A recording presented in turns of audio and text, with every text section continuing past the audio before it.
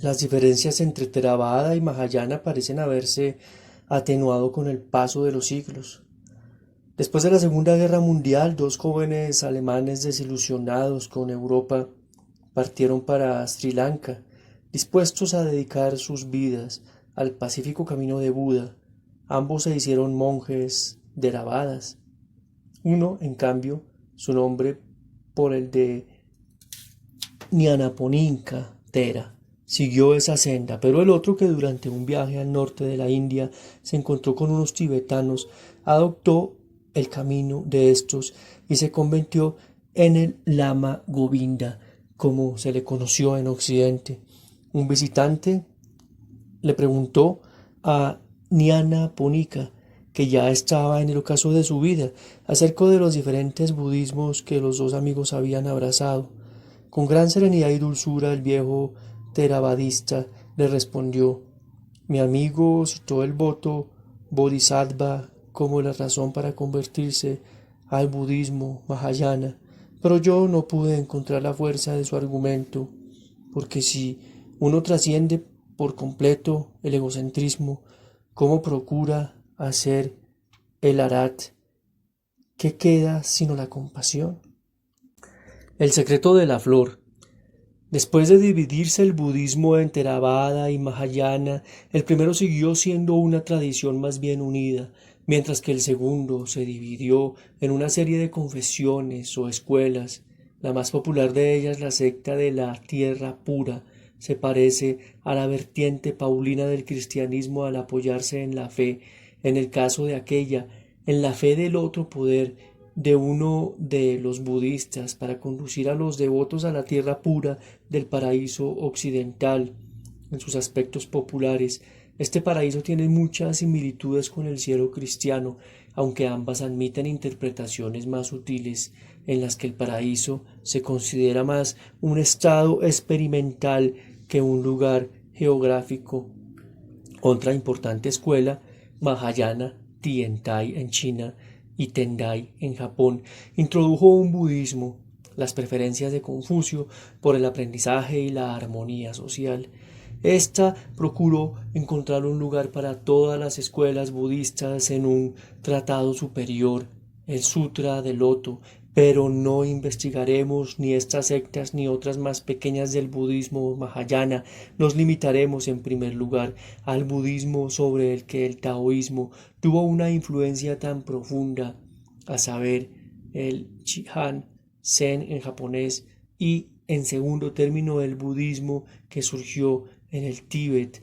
La selección obedece, por una parte, a que estas ramas del budismo son las que más atracción han ejercido en Occidente, y por otra a que ofrecen la ventaja de llevarnos a dos países muy diferentes en los que ha florecido el budismo.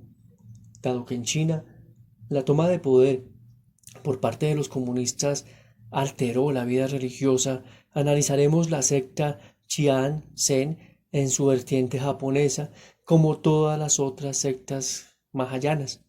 Estas también alega que su perspectiva se remonta al mismo Gautama.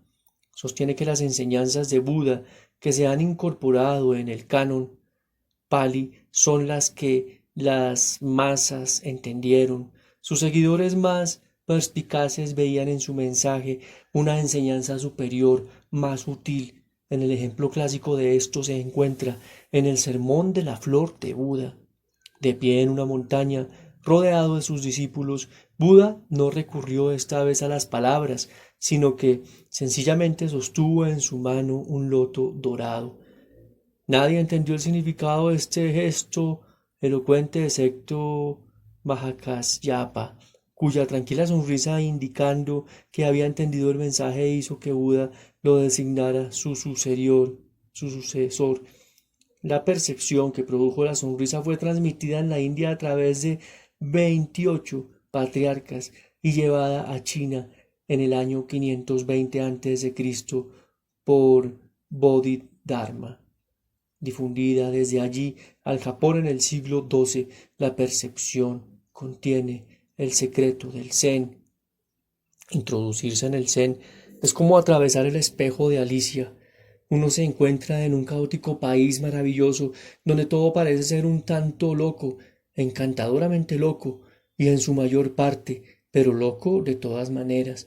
Es un mundo de diálogos delirantes, enigmas oscuros, paradojas sorprendentes, contradicciones flagrantes y repentinas conclusiones erróneas, desarrollando todo en el estilo más urbano, alegre e inocente imaginable. He aquí algunos ejemplos. Cuando se le preguntaba a Gutei, un maestro del significado del Zen, levantaba el dedo índice. Eso era todo. Otro pateaba una pelota y otro abofeteaba a quien hacía la pregunta. A un novicio que hace una respetuosa alusión a Buda se le ordena que se lave la boca y que nunca más diga esa palabrota. Alguien que alega entender el budismo describe la siguiente estrofa. El cuerpo es el árbol Bodhi, la mente es como un espejo brillante.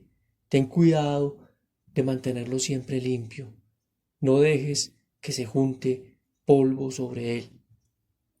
El autor es corregido de inmediato con un cuarteto opuesto que se acepta como la verdadera posición zen.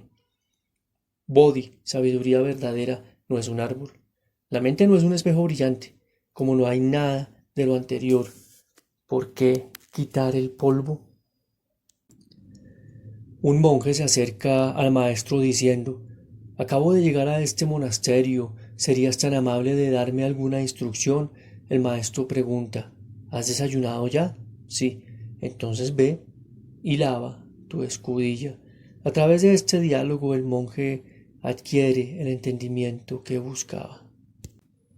Un grupo de maestros zen reunidos para conversar se divierten declarando que no existe el budismo o la iluminación o nada que se parezca remotamente al nirvana. Se ponen trampas entre sí, tratando de que alguno haga una aseveración que pudiera implicar lo opuesto. Diestros como están en estas lides, siempre eluden las trampas y los escollos bien urdidos, ante lo cual toda la compañía estalla en gloriosas carcajadas que hacen temblar la habitación.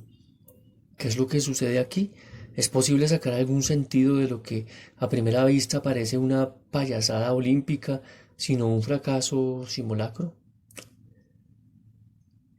¿Es posible que sean serios en medio de estas conversaciones con doble intención o sencillamente nos están tomando el pelo? La respuesta es que permanecen totalmente serios, aunque es verdad que rara vez son solemnes. Y aunque no esperamos poder transmitir su perspectiva por completo, puesto que es una esencia del ser imposible de reproducir con palabras, podemos dar alguna idea acerca de lo que traman. Admitamos desde el comienzo que inclusive esto será difícil porque tendremos que usar palabras para intentar ilustrar una posición para la cual las palabras tienen una limitación inherente. Las palabras ocupan un lugar ambiguo en la vida, son indispensables para nuestra humanidad porque sin ellas estaríamos aullándonos, pero también pueden engañar o cuando menos confundir por fabricar una realidad virtual que encubre la que realmente existe. Puede engañarse a un padre haciéndole creer que ama a su hijo porque se dirige a él en términos cariñosos. Una nación puede suponer que la frase bajo Dios en su promesa de lealtad es una prueba de que sus ciudadanos creen en Dios, cuando todo lo que muestra es que creen en Dios.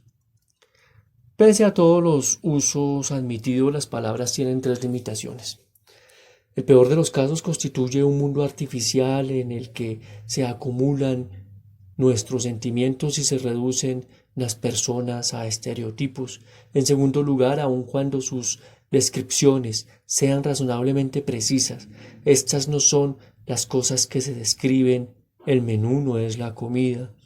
Por último, como recalcan los místicos, nuestras más elevadas experiencias eluden las palabras casi por completo. Toda religión que haya desarrollado al menos una pizca de filigrana semántica reconoce en alguna medida que las palabras y la razón ni siquiera se acercan a la realidad cuando no la distorsionan. Por mucho que les duela esta realidad a los racionalistas, la paradoja y lo tradicional son la savia de la vida de la religión y también el arte. Místicos de todas las confesiones hablan de contactos con un mundo que les asombra y transforma con su deslumbrante oscuridad. El Zen se centra en este campo con la única particularidad de que su interés principal es romper la barrera del lenguaje. Solo si tenemos en cuenta este hecho tendremos la posibilidad de entender esta perspectiva que, a su manera, es la expresión más extraña de una religión madura. Según la tradición Zen, fue el propio Buda quien llamó la atención sobre este punto al negarse, en el Sermón de la Flor, al que ya hemos aludido, a equiparar su descubrimiento experimental con cualquier expresión verbal. Bodhidharma se mantuvo en esta tradición al definir el tesoro que traía de China como un mensaje especial, ajeno a las escrituras. Esto parece estar tan en desacuerdo con la religión tal como la entendemos normalmente, que puede sonar como una herejía. Pensad en el hinduismo con sus Vedas, el confucianismo con sus clásicos, el judaísmo con su Torá, el cristianismo con su Biblia, el islamismo con su Corán. Todas se definirían con alegría como mensaje especial a través de su escritura. El Zen también tiene sus textos que se entonan mañana y noche en sus monasterios, además de los sutras que comparten con otras ramas del budismo, tienen sus propios textos, entre ellos el Hekigan Roku y el Mumonkan.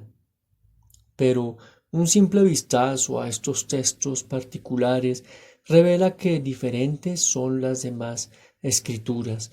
Están dedicados casi en su totalidad a convencer de que el Zen no puede describirse con ninguna de las fórmulas verbales existentes. Relato tras relato nos muestra a los discípulos interrogando a sus maestros acerca del Zen para recibir por respuesta solo un porque el maestro ve que mediante esas preguntas los discípulos están tratando de llenar el vacío de sus vidas con palabras y conceptos en vez de hacerlo con el entendimiento. De hecho, los estudiantes tendrán suerte si se escapan solo con desaires verbales. A menudo llueven golpes sobre ellos, puesto que el maestro, sin interés alguno por el bienestar físico de sus discípulos, recurre al medio más fuerte que se le puede ocurrir para sacarlo de su laxus mental. Como era de esperar, esta particular postura respecto de las escrituras se repite en la actualidad del Zen, en relación con otros credos. A diferencia de la mayor parte de las religiones que giran en torno a algún tipo de credo, el Zen se niega en encasillarse en un espacio verbal, no está fundado sobre la palabra escrita y se encuentra fuera de enseñanzas establecidas para volver a lo expresado por Bodhidharma al respecto. Las señales del camino no son el destino, así como los mapas no son el territorio. La vida es demasiado rica y compleja como para ser metida en casillas y mucho menos como para equipararla con ellas. La ausencia de toda afirmación implica más que señalar la luna con un dedo, y para que el dedo no centre la atención en él, dirá el Zen, hay que retirarlo de inmediato. Otras religiones consideran a las blasfemias y las palabras irrespetuosas sobre Dios como pecado, pero los maestros Zen pueden ordenar a sus discípulos que hagan trizas las escrituras y que eviten el uso de las palabras como Buda o Nirvana como si fuesen indecentes.